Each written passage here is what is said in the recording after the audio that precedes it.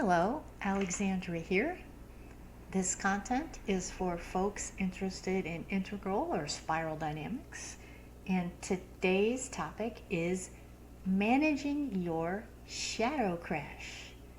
By shadow crash, I mean when we are reactive, or I'll call it a part. It's a softer, more specific term when one of our parts comes to the forefront. And by parts, I mean an unintegrated part that is reactive, usually from our childhood, that comes to the forefront and is fearful or angry or upset or controlling in a way that is disproportionate to the situation. And of course, we can develop parts as adults through traumatic events, but all of us have parts. And yes, even people at later stages do have parts.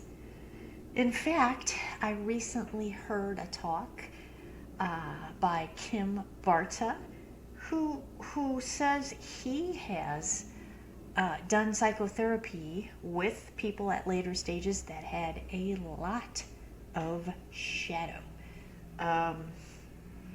He did some therapy for the wife of someone who, I think he was at Turquoise, but unfortunately the wife's husband, who was at Turquoise, had so much shadow that he was a narcissist. So never say never, and there can be shadow at the later stages.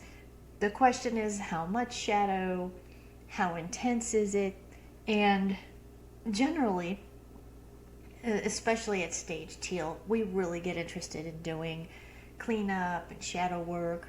And of course, stage green begins to relish inner work as a lifestyle. So most people are doing the cleaning up as they get to stage teal and on. And what was so interesting is that Kim Barta talked about parts from different developmental ages. So in the stages model by Terry O'Fallon, you have different numbers for the different stages. So like she calls stage green 4.0, she calls stage blue 2.5. So I'll go over these because Kim Barta is Terry O'Fallon's brother and teaching partner.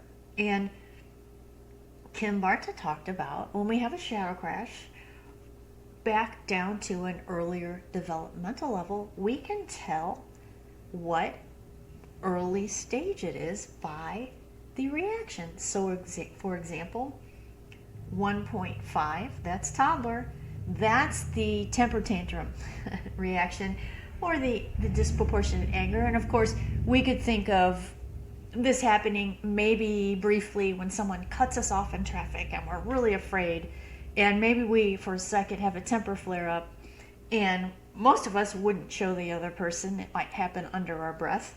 Sometimes people do go into 1.5 and it's very obvious.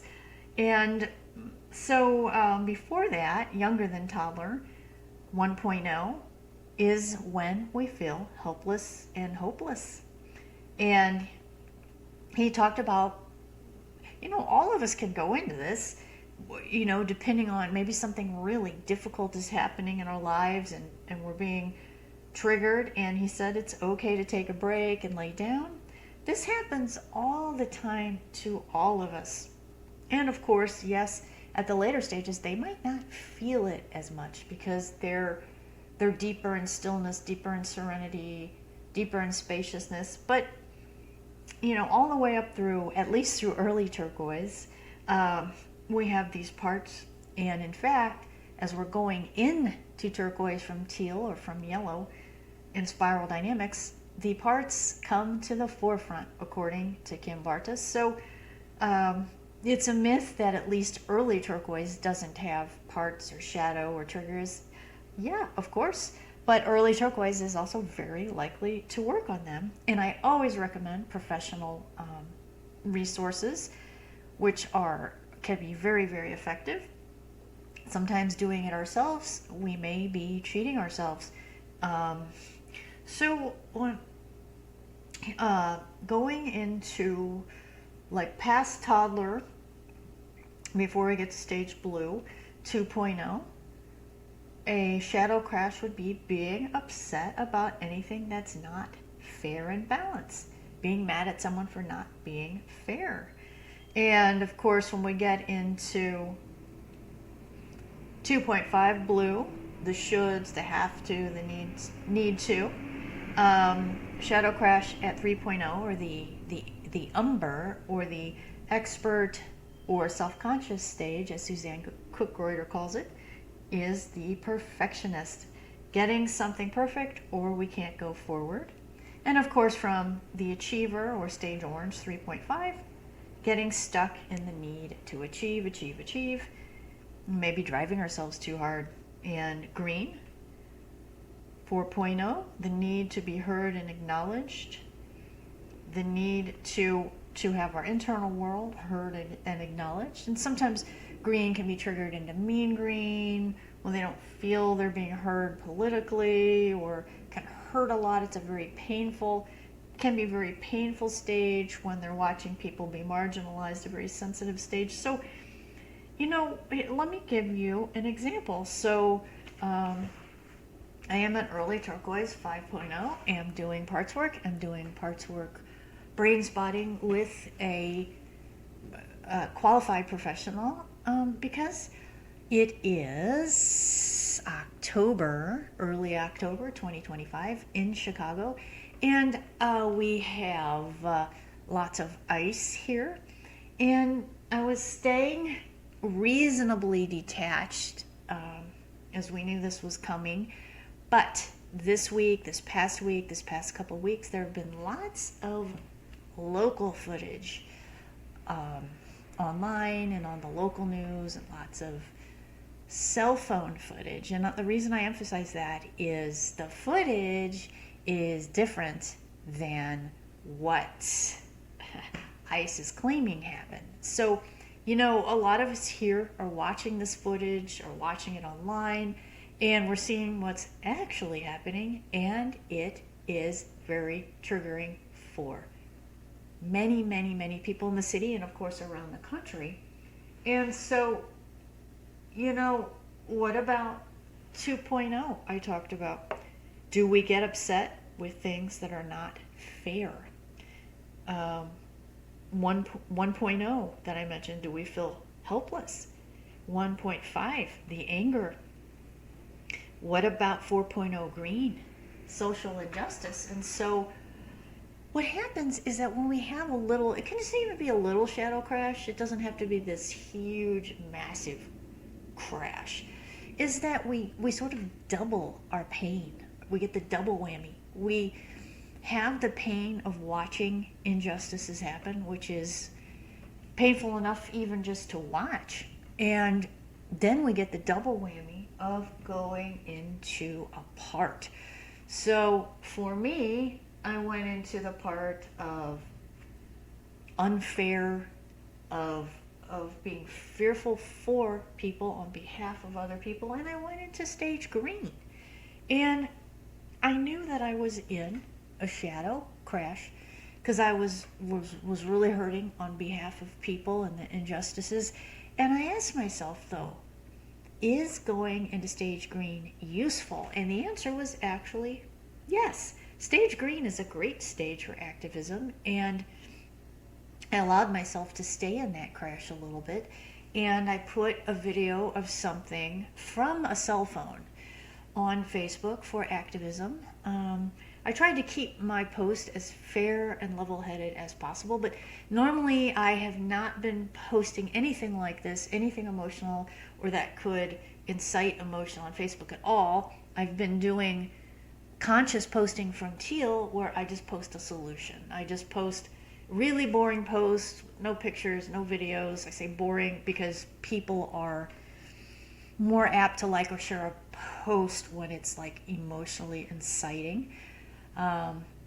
Highly useful posts with resources, with organizations people can donate to in the city, with protocol people can do to help their neighbor. But in this case, I chose to stay in my green, triggered in green, and it really hurt because, as I mentioned, and as you know, green can really hurt on behalf of others. And I did do a process to eliminate the trigger and sort of integrate the part, and I'm no longer in the crash, but I'm leaving my post up because I do think, because it was footage from a cell phone that was not put on national news and there's something very specific about it that portrays something, I do think it was newsworthy and useful. And of course, as we all know, certain posts only get shown by the algorithm to certain people on our feed, and I just did it because it feels like it served the deeper ecology of the actual true facts of what is going on. And I feel like the people I know in my feed who do see my post would want to see it because it was newsworthy. So these shadow crashes happen all the time, and a lot of times we don't even know we're in a shadow crash because, quote, it feels so real. And I will say the feelings are real. Whatever's happening is real. But sometimes we just think, oh, the event did it, or oh, the other person said something so rude, or oh, the other person was so insensitive.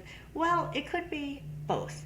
We could be reacting to a difficult event that we're watching in current events, and simultaneously having a shadow crash that makes it twice as painful. And maybe the other person, let's face it, people put their foot in their mouth. We all do it. So maybe they did accidentally say something rude or insensitive, and a lot of that reaction would be from a shadow crash. So there's the saying, whenever I point one finger at you, there are three pointing back at me. Meaning a couple of things. One is, if somebody says something insensitive to me and puts their foot in their mouth, I'm sure I've done it.